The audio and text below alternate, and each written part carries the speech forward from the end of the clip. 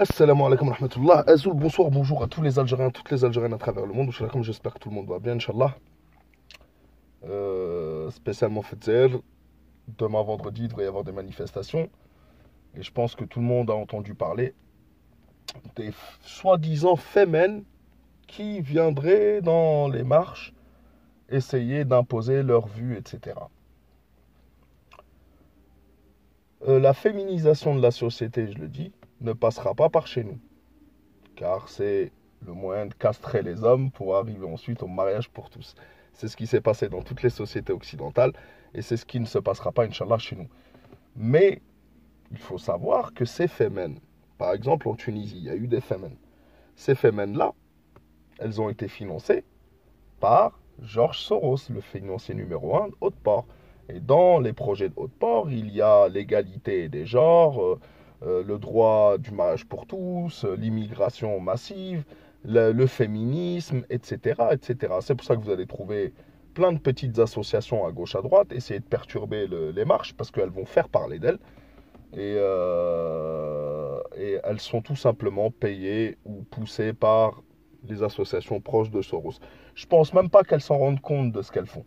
Parce que quand on regarde par exemple en Tunisie, après 2011, il y a eu Amina, la fémène. Il y a une fille qui s'appelle Amina, une petite jeune qui avait pété un plomb, qui faisait n'importe quoi, se mettait seins nus, etc.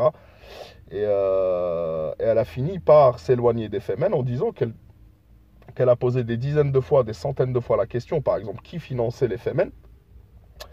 Et elle a dit que ça pourrait même être Israël.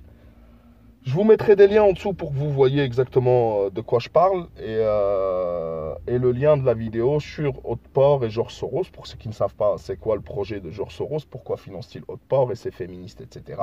C'est pour arriver au projet société ouverte, c'est-à-dire pas de frontières, pas de trucs, tout le monde se mélange et puis ça fait des parts de marché en plus et ça ouvre la voie à l'entité sioniste. On sait très bien comment ça se passe, la destruction des nations et des valeurs, etc.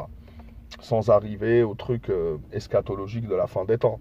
Mais dans la vie concrète de tous les jours, déjà, c'est déjà pas mal. Plus de lumière, la sodrami. Mes frères et sœurs, je vous laisse quelques liens en dessous. Et je vous dis à la prochaine, Inch'Allah. Faites attention à vous, la patrie ou la mort, nous vaincrons. Et l'Algérie restera l'Algérie. C'est pas parce que on évolue vers plus de démocratie, etc., que ces femmes payés par Georges Soros peuvent venir s'infiltrer et croire qu'on est une petite nation et que tout le monde peut faire tout ce qu'il veut chez nous. El-Mohim, mes frères et sœurs, je vous dis à la prochaine, Inch'Allah. Bien sûr, cela n'a rien à voir avec le combat des droits des femmes, etc. C'est de la manipulation, c'est comme le droit de l'homisme financé par Soros, etc. C'est pas parce qu'on veut plus de droits et de règles qu'on est prêt à tout bousiller pour faire plaisir à Georges Soros et ses copains. Allez, assalamu alaikum wa rahmatullah. À la prochaine, Inch'Allah, la patrie ou la mort, nous vaincrons.